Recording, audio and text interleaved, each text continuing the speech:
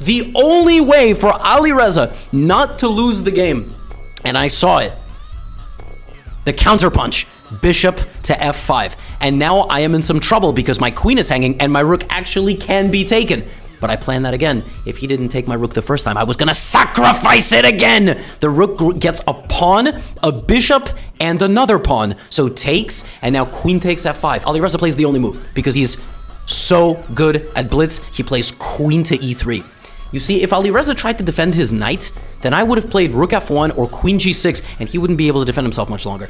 He had to play the only move in the position, which is queen to e3. So what do I do in this position? I play rook f1.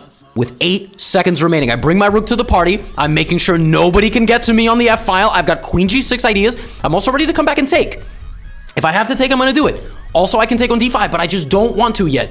I'm keeping the tension. I'm saving that for the right moment. Now, he can probably bring his queen back. He can take on c3. ALIREZA plays rook g7, protecting his king. And I realized here, I can do this. Now, my friends, I played that move with 2 seconds on the clock. He plays rook e8. My time starts ticking. He's got 6 seconds remaining. I know that I'm getting back into the game. I have a bishop and 2 pawns for the rook. And I'm like, do I take on d5? And then I'm like, wait a minute. All I have to do here, all that's going through my head is don't hang any pieces and watch out for checks. Knight f4 played with 1.6. I played this move with less than 1 second remaining on the clock. My time was almost at 0. I shook, and I made it to the f4 square. And it's the best move, because now I'm getting to this knight. If he plays queen takes c3, I can take. If he goes here, I have this, and I win. If he does this, it's also mate in a few moves. Knight f4. ALIREZA realized that I'm now blocking my own path. He played rook f7. I have 1.6 seconds to make this move. There is a winning move in this position, which is queen takes f7. But I have 1.5 seconds to even make a move, a legal move. So I go here. And I'm pinning him to his king. And now I know that his next move is going to be this. If in this position ALIREZA went queen g1, I would have lost. Because I didn't know what to do. So he took, and with 0.1, and he made that move with 0.7, by the way.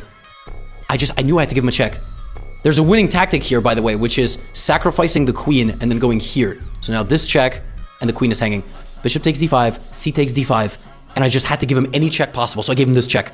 Queen g6. Now it's back to equality. The way I had to win this was, again, I had to sack the queen, or I had to go here, so that when he blocks, I have queen d5. But now the position is likely back to equality. It is a crazy scramble. He plays king to f8. Again, I can sacrifice the queen. But it's full panic mode. It's just don't lose on time. I made that move with 0.5 seconds. But unfortunately, that walks directly into knight takes d5, which is a fork, which wins me the queen. And I made this move again with 0.5 seconds on the clock. And in this position, ALIREZA resigned.